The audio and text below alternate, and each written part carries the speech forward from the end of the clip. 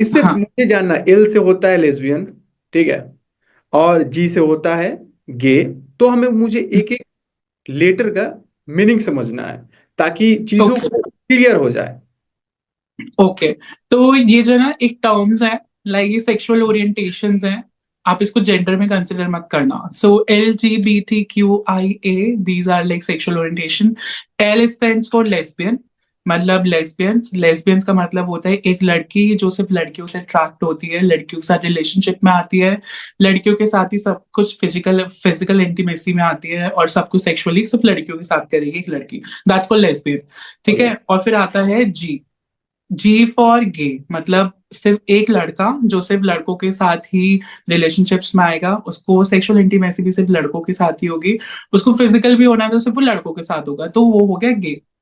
गे में भी बहुत सारी टर्म्स आती हैं, लाइक फेमिनिन गे हो गया, मैस्कुलिन हो गया। लाइक मैं अपने आप को गे में कंसिडर करता हूँ ऐसे, फेमिनिन गे बॉय।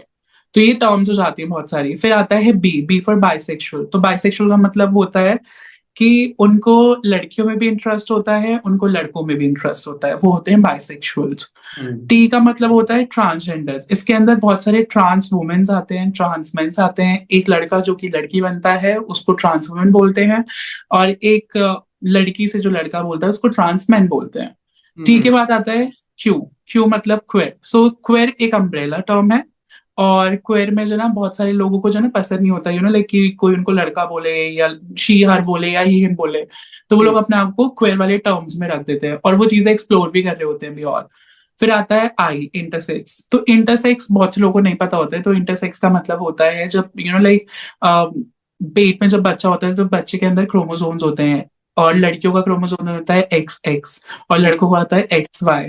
तो इंटरसेक्स में क्या होता है कि कभी कभी जो है ना ये क्रोमोसोम जो है ना ऊपर नीचे हो जाते हैं कुछ कुछ बच्चे में।